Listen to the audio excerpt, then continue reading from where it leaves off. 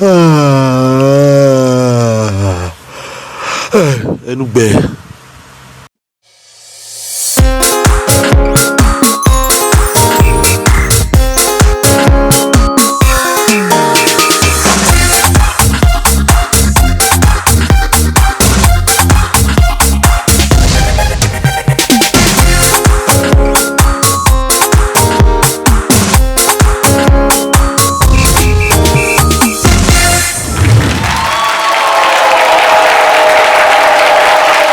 D'entre nous, n'avons-nous pas rêvé un jour d'obtenir une certaine aide, un coup de main sérieux et bénéficier d'un contact très avantageux? Et pourtant, peu y parviennent. Nadège fait partie de ces privilégiés qui, après coup, viennent nous raconter, partager avec nous leur vécu, expérience sur le plateau de C'est Midi, mais surtout dans l'idée de surprendre et remercier très chaudement son bienfaiteur. Vous l'avez bien compris, on est lundi, le jour où toutes les surprises se produisent sur le plateau de C'est Midi.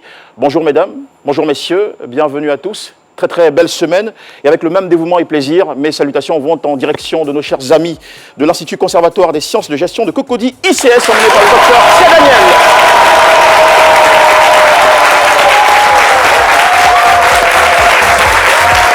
Ça fait plaisir de vous avoir, merci beaucoup. Avec nous et pour vous, je sollicite encore une fois la chaleur de vos mains pour Alicia. Bonjour Alicia. Hello Jean-Michel. Comment allez-vous? Ça va très bien, c'est un plaisir d'être là. Toujours la classe au rendez-vous. Ouais. Je ne suis pas sûr de retrouver cette classe innommable chez le second qui va nous rejoindre, mais en tout cas, il nous fait toujours autant plaisir, il nous régale. Je vous prie de faire entrer, je ne sais plus quel personnage il incarne aujourd'hui, mais un certain artiste dans l'âme.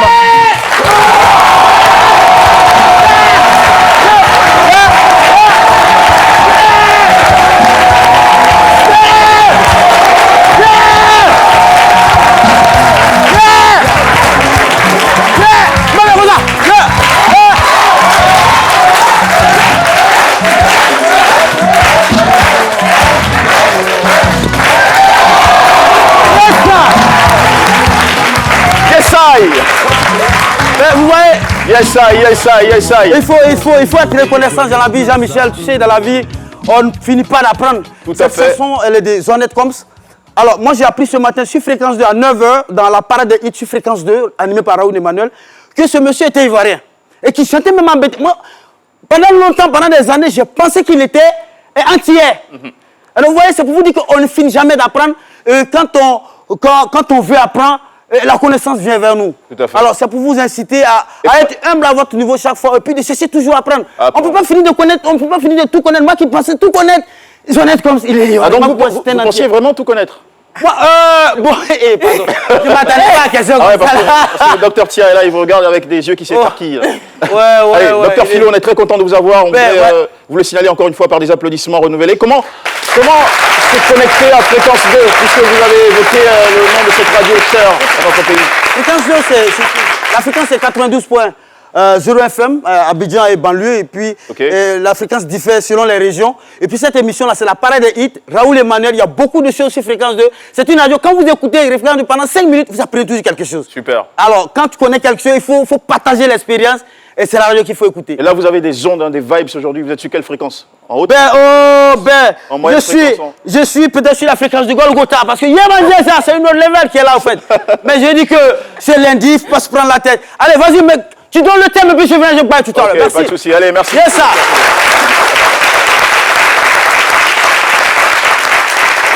Mesdames et messieurs, très heureux de vous annoncer que le thème d'aujourd'hui est ainsi formulé ou libellé, si c'est à souhait. Nadège n'est pas prête à oublier ce monsieur de 80 ans qui l'a toujours assisté. Eh bien, Espérance Kouakou et Marie-Ange Eumiem, inspirés du texte d'Adji Raymond, ont synthétisé l'histoire de notre guest pour vous. Voici donc sa biographie. L'empressement que Nadège Yoboué, épouse Kenan, manifeste pour venir témoigner publiquement des bienfaits de l'un des amis de son père à son égard, en dit long sur sa personnalité. Actuellement âgé de 80 ans, le colonel à la retraite André Doulourou la prend en charge spontanément depuis sa classe de première en 2003 jusqu'à l'obtention de son BTS en 2008. Sa scolarité, ses besoins personnels, il en fait son affaire. Cette aide lui sera précieuse, puisque grâce à cet homme, elle a pu achever son cursus scolaire. Même lorsqu'elle se marie en 2013, bien qu'à la retraite, il lui apporte sa contribution pour la réussite de l'événement.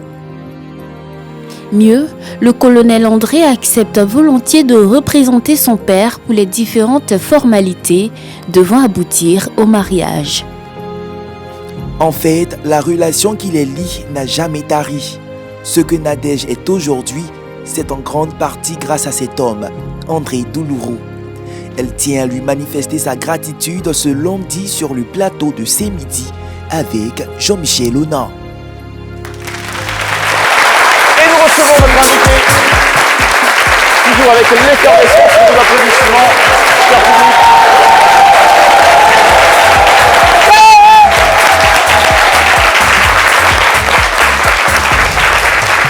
Une semaine qui commence très bien sur RTI1, nous sommes en direct. Bonjour, Madame Nadège Yoboué, épouse Quenan. Oui, Comment allez-vous? bien vous. Très bien. D'accord, c'est un plaisir de vous avoir.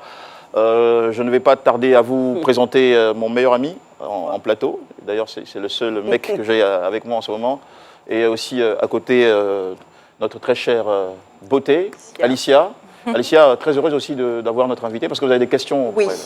On est très curieux, on va poser énormément d'interrogations pour comprendre votre histoire. Mais avant ça, on va essayer de retourner votre histoire. Voilà, comme ça. Et c'est Dr Philo qui a cette habilité-là. Elle est très artistique. C'est parti tout de suite. Dr Philo se déchaîne. Attends. C'est la reconnaissance. Yes, I. Yes, sir, man. People on the ground, we're already there. Yes, sir, real people. Il faut être reconnaissant dans la vie. Et quand on écoute, quand on a écouté l'élément tout à l'heure, c'est la reconnaissance. Il faut être reconnaissant. Puis quand on fait du bien, moi on a tellement fait du bien déjà dans ce pays que moi j'ai tellement fait du bien, je ne sais même pas à qui j'ai fait du bien. Et la dame, j'ai été étonnée tout à l'heure dans les coulisses quand elle m'a interpellé, elle a dit Philo, merci pour ce que tu as fait la dernière fois au supermarché. Si je mens, vous dites que je mens. Tout à l'heure dans les coulisses. C'est pas faux. Je ne l'ai même pas demandé qu'est-ce que j'ai fait pour vous. Je ne sais pas si j'ai géré une facture. Ne l'obligez pas à dire ce qu'elle... Non, je ne sais pas. Qu'est-ce que j'ai fait pour vous? Moi je suis la transparence. Qu'est-ce que j'ai fait pour vous? J'étais dans le rang avec mon bébé, il m'a cédé sa place. Sans la connaître. Sans la connaître.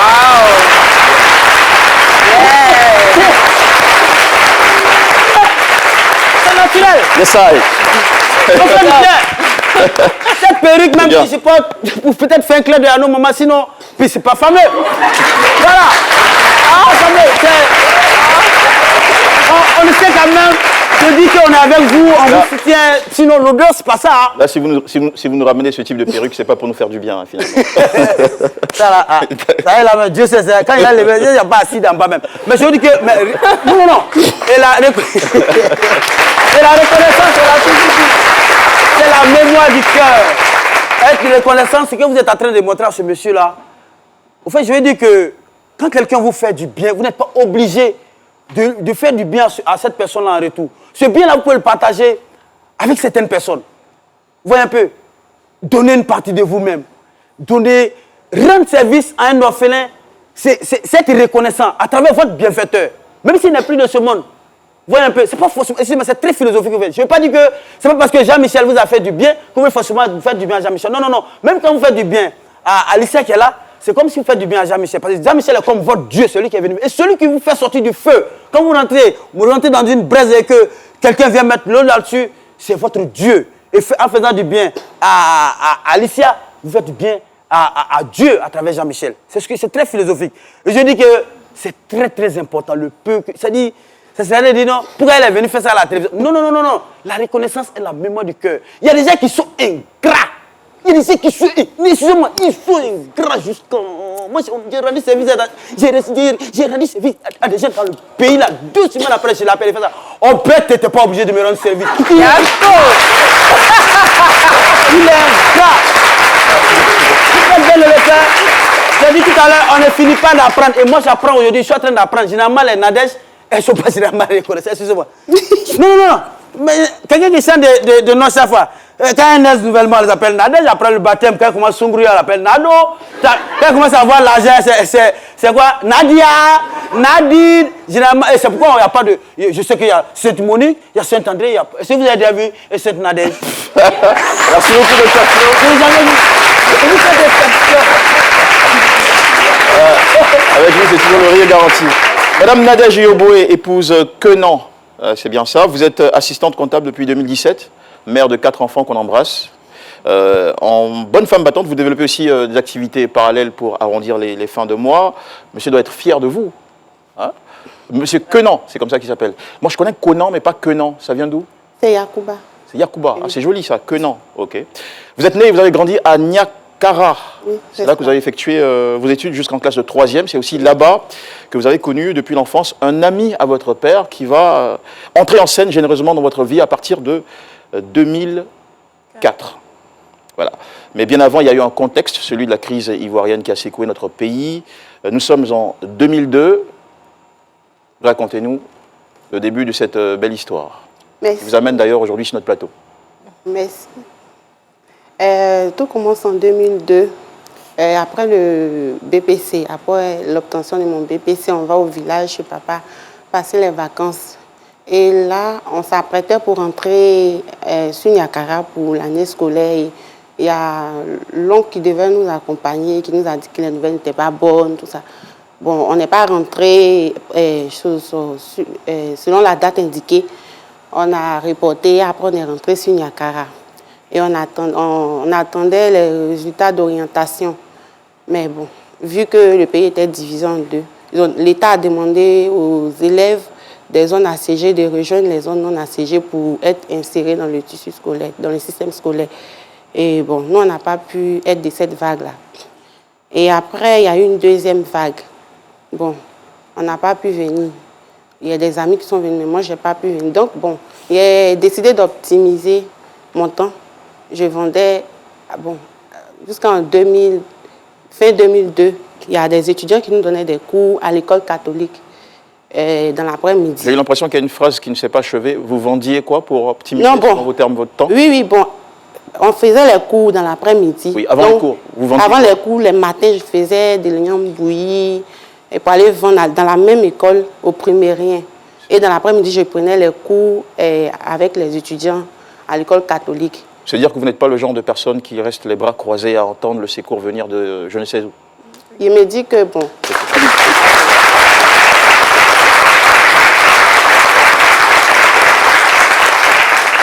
Vous vous dites que?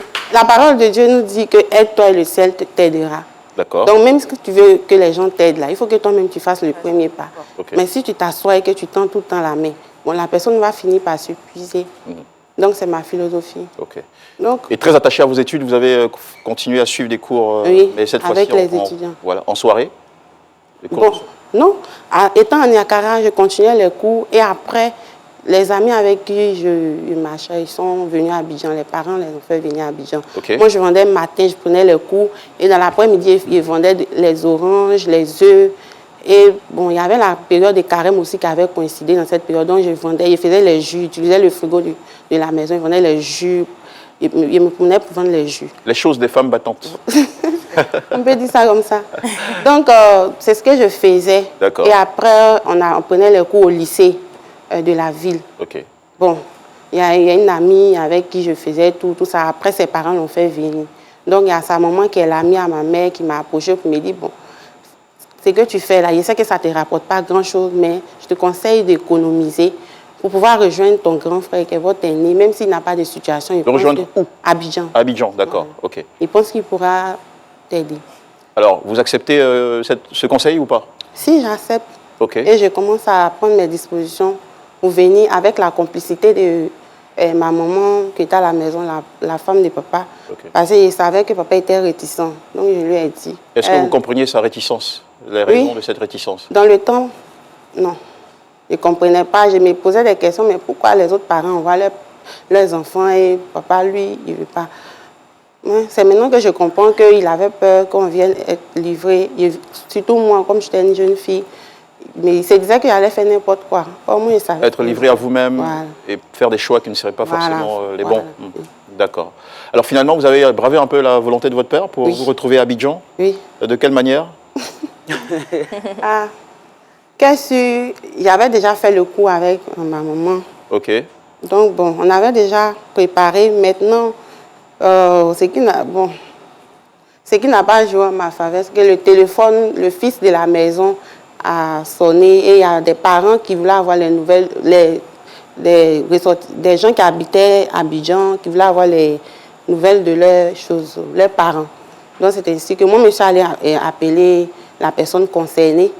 Et quand je suis partie, papa s'est réveillé, il voulait venir très tôt.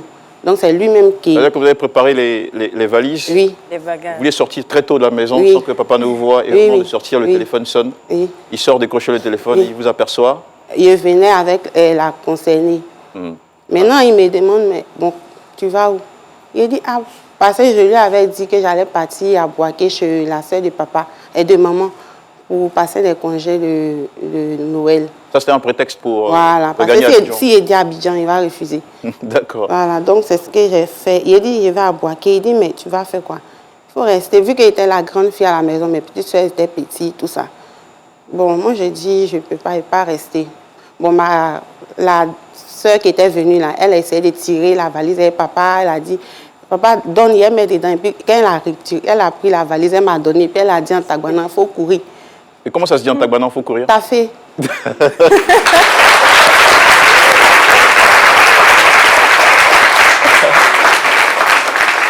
T'as fait. Dans un autre terme, ça voudrait dire travailler. Ça vient de l'anglais. Hein? Oui. Non, ça vient pas de l'anglais. L'anglais, c'est work.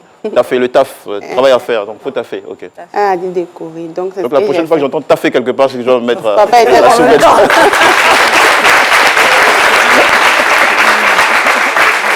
Ok. Donc, ce que vous avez fait, illico, vous êtes mis à courir Oui, avec les... oui. Oula. Sous les yeux de votre père qui vous voit, ça fait C'était dans tous ces états. Alors moi, ce Ok. que je veux savoir, est-ce qu'à cette époque-là, vous en vouliez à votre père de vous empêcher de partir à Abidjan ou bien... Oui. D'accord. Pourquoi vous teniez absolument à quitter Niakara pour Abidjan? Niakara. Parce que je voyais les jeunes filles se donner à la facilité. Moi, je ne voulais pas tomber dedans. Parce qu'on connaît le contexte.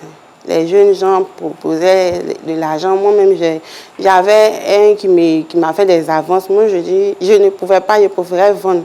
Donc, Pourquoi c'était la crise, c'était difficile? Voilà. pour, Je rappelle, de je veux dire que à cette période-là, c'était difficile pour papa de joindre les deux bouts parce qu'il entreprenait en bâtiment. Ok. Donc, c'est papa Doulourou qui envoyait l'argent pour qu'on puisse manger. Qui envoyait l'argent? Je n'ai pas capté. Le colonel. Ah, d'accord. Voilà, pour C'est qu'on quelqu'un puisse qui a aussi manger. fait du bien à votre Oui, père, à à votre papa. famille, en fait. Oui. De façon générale. Même quand il a perdu sa maman, c'est lui qui il m'a toujours dit que ce n'est pas plus son ami, c'est son frère. Ça, c'est beau, ça. Ce n'est plus mon ami, c'est mon frère. Oui. Quand il a perdu sa maman, c'est lui qui a levé, qui lui a fait honneur en tout cas. Ok. D'accord. Quand vous dites que vous ne vouliez pas céder à la facilité, qu'est-ce qui vous fait croire qu'à Abidjan, ici, il y a de quoi faire? Alors que généralement, à l'intérieur du pays, on se dit, là-bas, il y a trop de C'est choses à plus faire. facile. Abidjan est Voilà. saturé, hein? Très. Mais il y avait fond. Très. Pardon? Il y Vous avait n'aviez fond pas avec peur capacité. à ce Je n'ai moment-là? jamais eu peur de risquer. Wow. Et vous avez aussi le souci de poursuivre vos études? Oui. D'accord. Donc, finalement, vous enfuyez, vous transitez par Boaké? Non, et Non, Tchébissou. c'était le prétexte. Ok, donc Tchébissou, Oui. vous atterrissez. Parce qu'il y a eu beaucoup de problèmes sur la route. D'accord, on n'aura pas le temps d'évoquer toutes Oui, ces oui, c'est ça. Voilà. Cette aventure, l'aventure de Dora.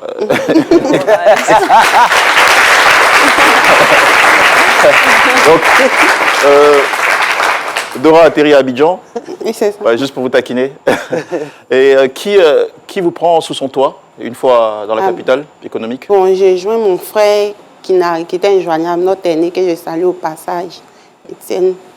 Donc, il m'envoie, je n'arrive pas à le joindre, j'essaie de joindre son ami qui est en même temps mon beau, Monsieur Clément Atienyo. Donc, c'est lui qui m'envoie à la maison chez sa maman et il essaie de joindre mon frère qui vient me chercher et il m'envoie chez une tante. Et c'est de là-bas, moi j'ai dit à la tante de ne pas dire à papa que j'étais là, sinon il allait lui dire de me faire. Donc, elle a tenu parole, mais après, elle lui a dit. Et quand je suis arrivée, l'année scolaire était déjà lancée. Elle a dit non, d'attendre l'année suivante. J'ai dit non, que je veux, même si c'est en cours du soir, je ne vais pas m'asseoir comme ça. Donc je faisais, matin j'aidais la fille à la maison. Vous n'aimez pas du tout l'oisiveté, hein? Non. Ouais, c'est très bien ça. Ok. Donc je fais les cours et les résultats sont satisfaisants. Donc papa commence à prendre Ouais, confiance. c'est déjà bien. Et là, finalement, papa a informé. Oui, que vous êtes... elle était informée, il a dit à sa soeur, mais il y a Les cours, au fait, il a dit que tout était normal. Elle s'est opposée. Elle a dit non, que c'est normal. Ça, et je suis restée. Ok. Et c'est après, quand papa a commencé à prendre confiance, il a appelé papa Dolo pour lui dire que ta fille est à Abidjan. J'ai appelé son ami. Oui. Voilà. Oui, Et- pour dire que ta fille est à Abidjan. Ok. Dès qu'il a su que j'étais à Abidjan, il est venu à la maison avec maman pour venir voir où j'habitais, tout ça. Et puis, ils m'ont rassuré, ils m'ont dit de ne pas m'inquiéter et il n'allait manquer de rien. Donc, séance tenante, c'est pas la semaine qui a suivi, il a payé un téléphone, puis il a mis des unités, il m'a donné de l'argent de poche et il n'a jamais failli à sa promesse. Wow. Ça, c'est exceptionnel parce que parfois vous rencontrez des gens de très bonne volonté qui vous disent on va faire ça pour vous. Souvent ça arrive après un décès d'un parent ou d'un proche. Une sorte de promesse. Et c'est pas qu'ils le pensent vraiment, mais avec la durée, au bout d'un moment on ne les voit plus. Et ils disparaissent pour des raisons qui leur sont propres, peut-être parfois légitimes. Mais ce monsieur-là, lui, depuis lors, depuis fin 2012 ou 2013, c'est ça, vous a toujours assisté. Chaque fin de mois, il vous a apporté... Jusqu'à mon mariage coutumier, il était là, il a représenté papa. C'est aussi lui qui a représenté votre père. Au mariage religieux, pareil. Il a mis les moyens à ma disposition, malgré qu'il était à la retraite. Wow. Rien comme ça. Quand vous y repensez à toute cette bonté, cette magnanimité, cette générosité exceptionnelle, qu'est-ce que vous vous dites au fond de vous-même? Il me dit que je suis bénie.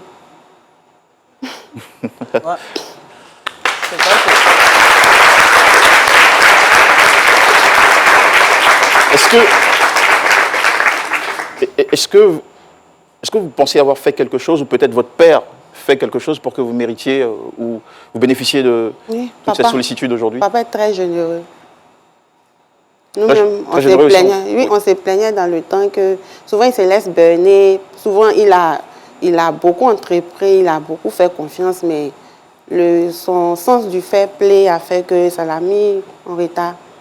Bon, on dit toujours que c'est les enfants qui payent, qui prennent qui bénéficient, pardon. Et bon, il n'a rien fait pour mériter ça. C'est juste que papa aussi, il est quelqu'un de bien, papa Dolo. D'accord. Au-delà de l'aspect financier, ou de l'appui financier que vous apportez, l'ami de votre père que nous allons rencontrer dans un moment et qui est déjà là, que nous avons isolé dans une pièce, c'est le principe de cette émission, on le met toujours, le convoquer ou la convoquer en quarantaine pour ne pas qu'elle sache ce qui se passe ici, découvre qui la convoque ou l'a invité sur ce plateau. Dites-nous, est-ce qu'il a intervenu aussi à d'autres niveaux? Oui, au plan moral, il a toujours cru en moi. Parce que je souligne que quand il faisait cela, moi j'ai des proches même qui le décourageaient. De quelle manière? Qui lui disaient que mais tu es en train de perdre ton temps, elle va rien foutre, elle fait ceci, elle fait cela, pour le décourager. Et il m'a dit, ma fille, je crois en toi. Et même quand j'ai échoué au bac à 1 point, j'étais découragée parce qu'il avait tout donné. Il m'a appelé, j'étais en pleurs. Il a dit, mais pourquoi tu pleures, ne te décourage pas, pose-toi, calme-toi. Et tu cherches un jour, tu viens me voir à la maison.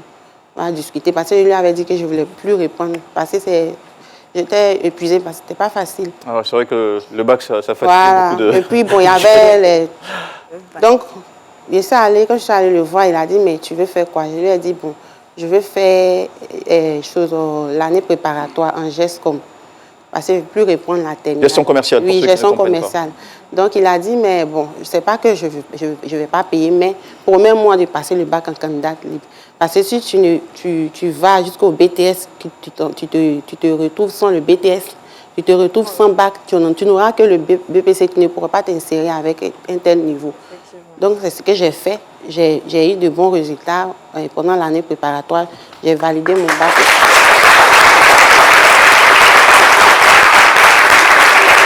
Donc, disons qu'il a été un mentor efficace pour vous aussi. Un leitmotiv.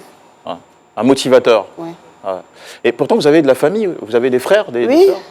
Mais mon frère, lui, il se cherchait dans Abidjan. Papa aussi, c'était difficile. Oui. Donc, mais je ne peux pas dire... Vous n'évoquez pas votre mère? Elle n'est plus. D'accord. Elle n'est plus. Vous ne l'avez pas connue du tout? Non. Vous êtes orpheline de mère? Oui.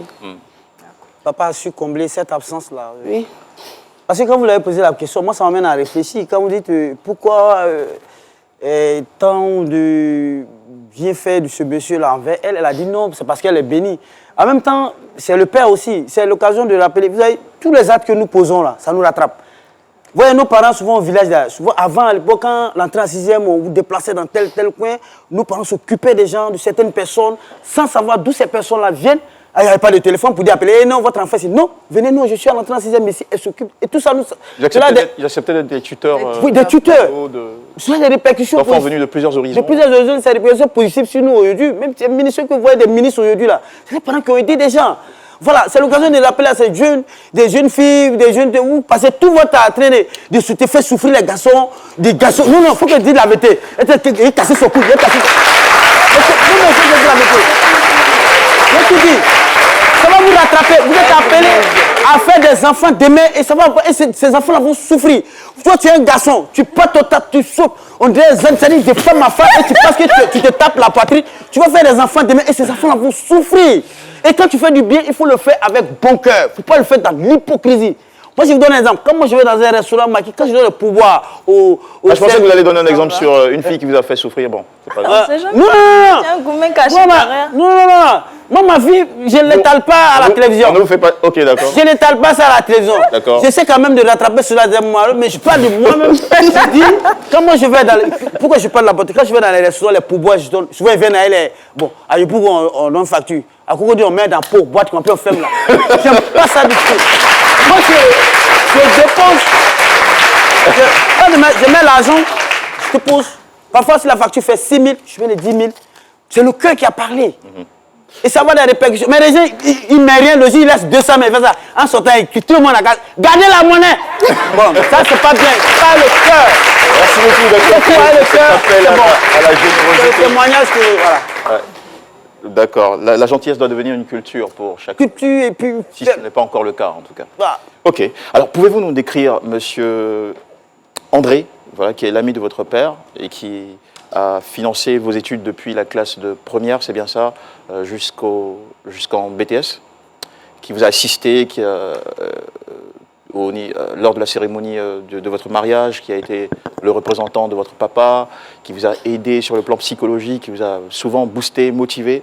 On est très heureux d'avoir... C'est son épouse, bien à côté, d'accord, cette très belle dame. Ok, on comprend.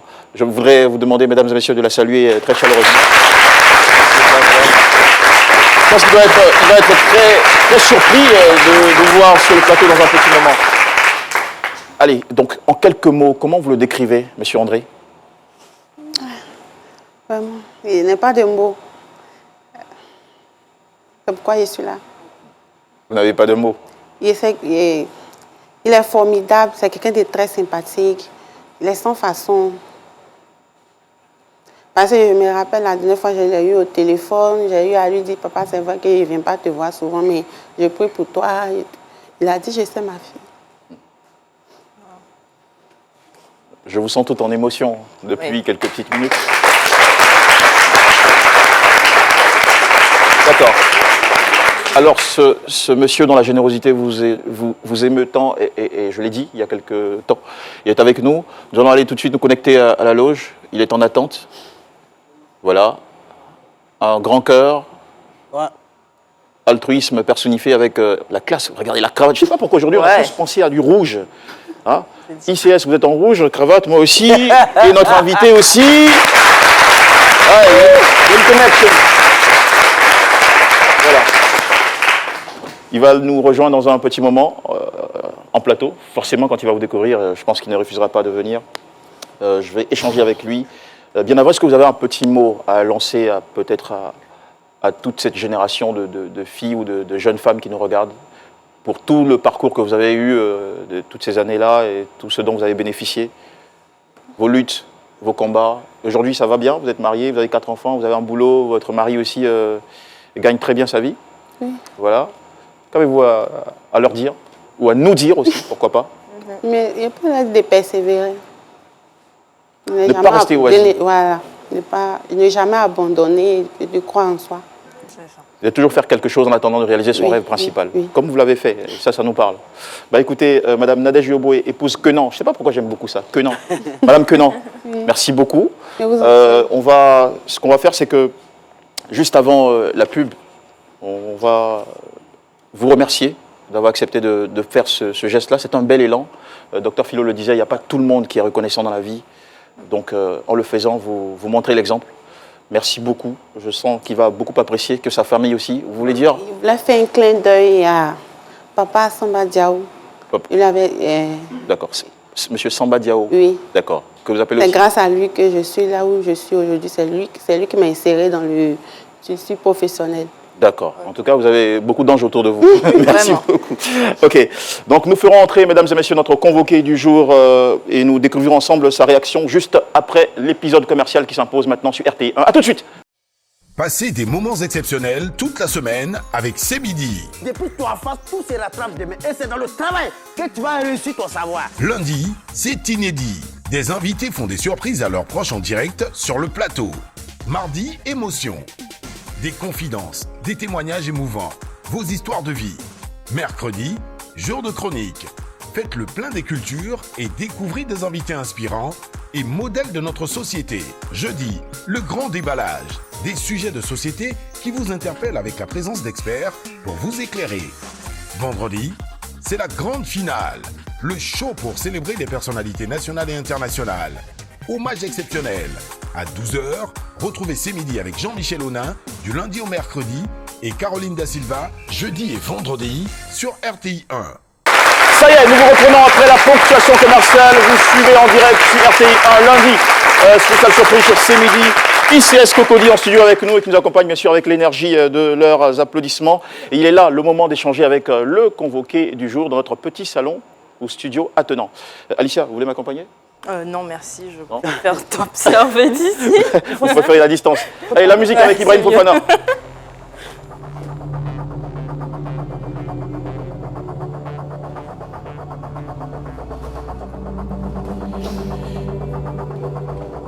Toujours confortable ici. Bonjour, monsieur. Vous êtes monsieur André Doulourou. D'accord, colonel à la retraite. C'est ça. Depuis 1994. Depuis 1994. 14, oui. 8 décennies que vous vivez. C'est formidable d'avoir un aussi bel âge.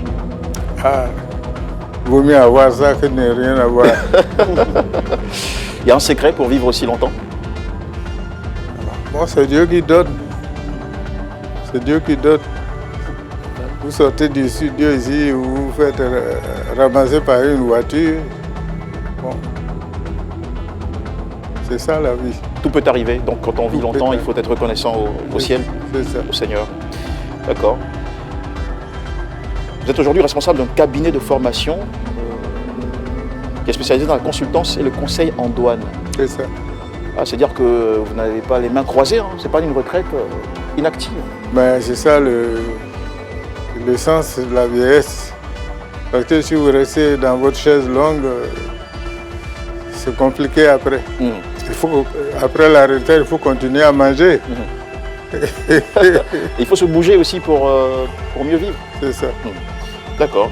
Vous êtes père de 12 enfants et vous avez 33 petits-enfants. 33 petits-enfants. Mon Dieu, vous êtes productif. Hein. Ah, ce sont les autres qui sont productifs. Moi, je n'ai fait que 12, comme les apôtres. Et puis, vous les avez envoyés en mission? Je les ai envoyés en mission et ils ont donné 33. C'est une grâce. J'ai envie de vous applaudir, c'est formidable. D'accord, ok. Monsieur André Doulourou, enfin, vous êtes à la retraite aujourd'hui, mais il y a eu un passé professionnel, celui de l'armée? Non, de la douane. Oui. Ok. Rien à voir avec l'armée, hein, c'est deux choses différentes. Absolument rien. Un douanier n'est pas encore habillé? Si, c'est encore... Mais pas encore militaire, vous voulez dire? Non, il n'est pas militaire, mais c'est quelqu'un qui est formé militairement. Ok. Il fait ce qu'on appelle la formation commune de base. Par exemple, à Zamakro, pour les officiers, ou bien à l'école de gendarmerie pour les autres. D'accord, ok. Et dans votre métier, il y a beaucoup d'opportunités, il y a beaucoup de rencontres, il y a beaucoup de deals, de business. Est-ce que vous vous souvenez d'avoir rencontré des personnes avec qui ça ne s'est pas très bien passé? Ce n'est pas de votre fait. Parfois le métier... Vous savez, c'est... négativement, non, je n'en connais pas. Non. Vous savez, quand j'étais... Vous avez su contenter tout le monde en tant que... Quand j'étais inspecteur des douanes, oui.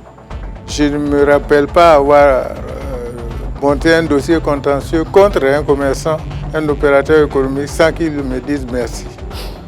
D'accord. Quand je dis monter un dossier, ça veut dire qu'on lui inflige une amende. Mais il comprend pourquoi Ok. on lui a infligé une amende. Et si quelqu'un, si l'un d'entre eux...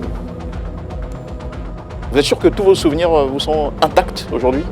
Non, je n'ai pas intact. D'accord. 30 ans de carrière, bon, vous savez. Est-ce que vous le prendrez bien si un de vos anciens clients revenait quelques années après sur un plateau de télévision avec la rancune tenace, raconter le tort subi? Je ne suis pas inquiet. Vous demandez... Non, je ne suis pas inquiet de ce côté-là. Absolument pas. Pas du tout. Et pourquoi vous n'êtes pas inquiet? Parce que je n'ai pas travaillé comme ça. Vous avez été toujours correct?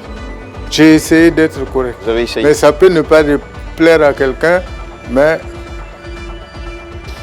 j'ai fait le mieux que je pouvais. Mais j'ai surtout travaillé dans la formation. Alors, la formation,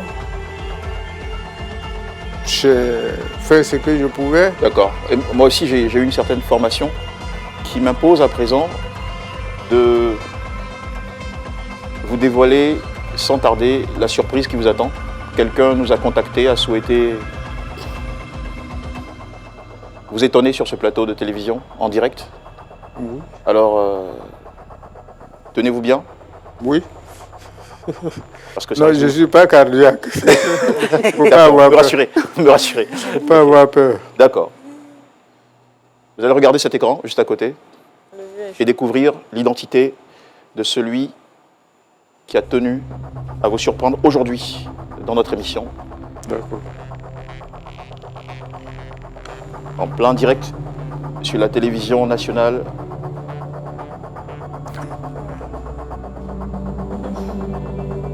C'est la fille d'un ami.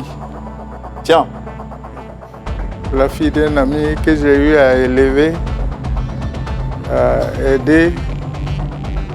Et vous imaginez qu'elle veuille vouloir vous dire quoi aujourd'hui? Elle va dire d'abord papa. Papa, c'est comme ça qu'elle vous appelle. Oui. Depuis combien de temps vous la connaissez? Fou. Nadège, ça fait combien d'années? Depuis mon enfance. Depuis l'enfance. D'accord. Pratiquement. Est-ce que vous souhaitez poursuivre la conversation en plateau? Parce que là, vous avez déjà engagé. Bah, c'est vous le journaliste. Bah, aujourd'hui, c'est moi le colonel. Hein. Allez, je vous donne le OK. On y va? On y va. Sous les applaudissements de notre cher public. Vous avez la classe.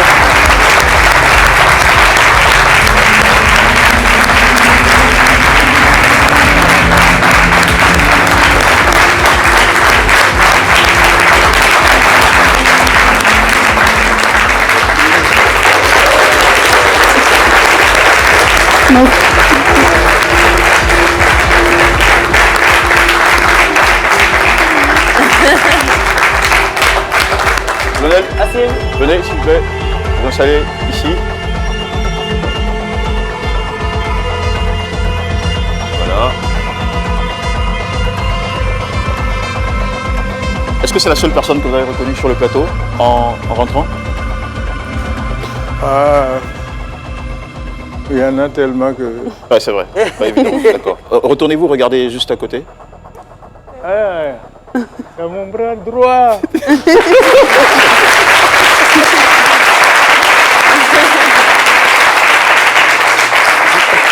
C'est votre épouse? Voilà, vous l'appelez mon bras droit. Oui. C'est particulier ça, c'est super. Alors, ok, je ne vais pas être pédant. Je vais maintenant laisser la place à notre cher Nadège. Nadège, il est là, votre papa. Papa, Je tenais à venir te rendre hommage sur ce plateau pour tout ce que tu as fait pour papa, tout ce que tu as fait pour moi. Tu ne m'as jamais abandonné, tu as toujours été là pour moi, tu as toujours cru en moi. J'ai prié que Dieu te donne encore de nombreuses années auprès de nous. Et le fait que je ne sois pas toujours à la maison, ça ne veut pas dire que j'ai oublié le passé. Très bien. Bon.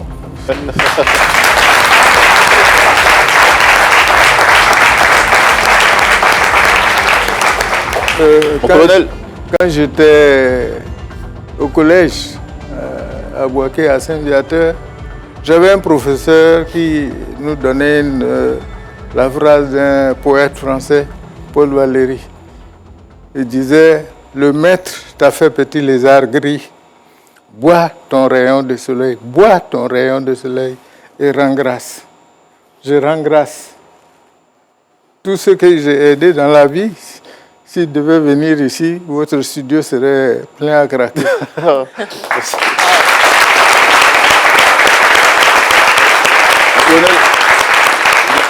Il y a une relation très particulière avec son père, qui est votre ami. C'est un ami de longue date, j'imagine? De très longue date. Très longue date. Oui. Est-ce que c'est la raison pour laquelle vous avez... parce qu'elle nous expliquait qu'à un moment donné, il vous a dit « ma fille est à Abidjan, donc voilà, tu es informé ». Et vous avez spontanément mis le pied chez elle, depuis lors pris soin jusqu'à ce jour. C'est donc la seule raison pour laquelle vous l'avez fait? Ou bien vous vous dites, c'est un ami qui a aussi beaucoup fait pour moi, donc en retour, je dois aider sa progéniture? Vous savez, moi, dans ma mentalité, si je dois aider quelqu'un, je ne cherche pas à savoir pourquoi. C'est le cœur qui parle. Vous le faites spontanément? Spontanément. Sans rien attendre en retour? Si Dieu me donne les moyens. Bon, qu'est-ce que vous appelez sans attendre un retour? Peut-être dans mon métier, tout à l'heure, quelqu'un me demandait, mais on dit que vous avez été un douanier très correct. J'ai dit non, pas très correct, je suis incorruptible, j'ai été incorruptible. Parce que je n'ai pas trouvé celui qui va me corrompre. Pourquoi il ne...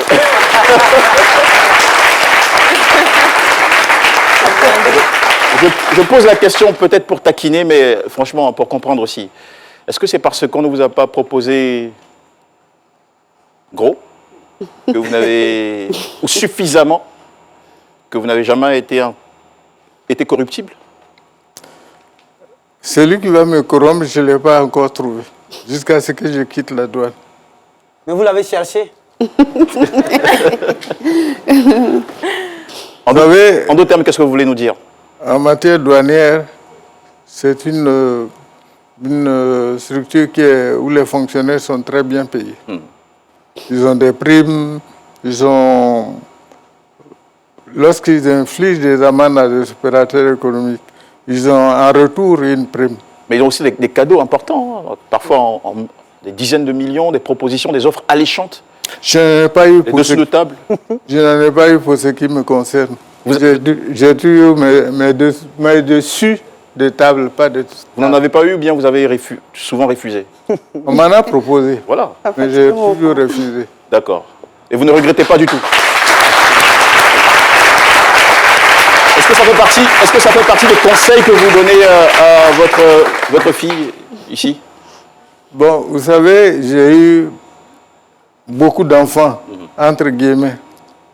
Ceux que j'ai eu à former en douane, au premier cours, je leur disais, je donnais des cours au cycle le plus simple, la préposée, ensuite cycle agent de constatation, ensuite contrôleur, inspecteur, administrateur et au-dessus.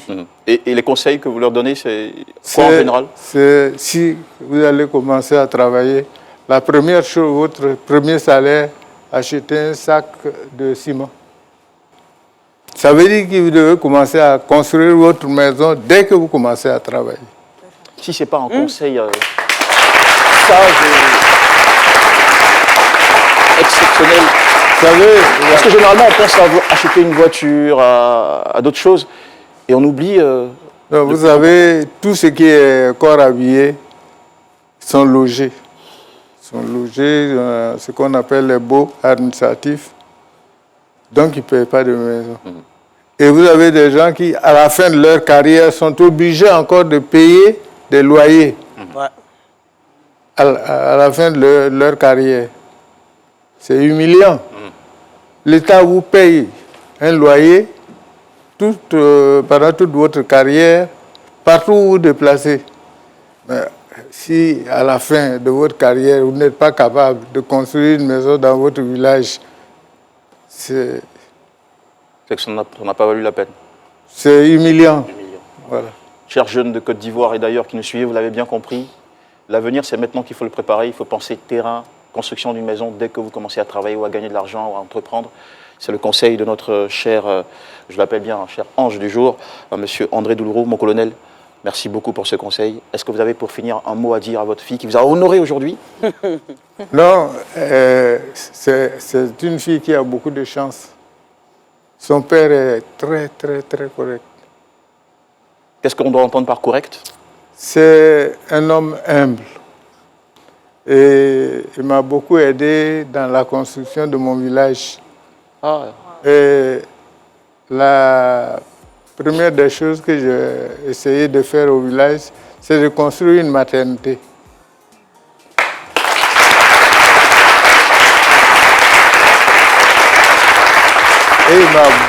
Et dans la construction, donc il m'a beaucoup aidé. Ça a permis qu'on ait aujourd'hui une maternité.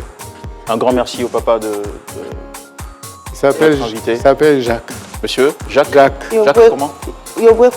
Voici Jacques. Voici Jacques. Longue vie à vous, plein de bonheur là où vous êtes. Il est à Niakara. À Niakara, d'accord. Merci beaucoup mon colonel d'être venu sur ce plateau. On embrasse votre bras droit. Voilà. Et puis, merci à notre... Je l'appelle Coco. Coco? Allez, on embrasse Coco. Merci beaucoup, Nadège. Merci infiniment, madame Quenan. On retient bien ce nom. Merci à vous, cher public. ICS Cocody. Merci à l'Islam, merci à vous, merci à toute notre équipe technique, emmenée par Ibrahim Fofana. Merci aussi à Espérance Kouakou. Voilà, et merci donc à vous, mesdames et messieurs, de nous avoir suivis. On se retrouve demain pour un témoignage exceptionnel, celui d'une star de la chanson qui viendra sur le plateau de ce midi pour raconter son histoire. Ça va être génial. Ne ratez pas ça. En attendant, très bonne journée sur RTI1. Soyez heureux. Plein de bonheur chez vous. Salut.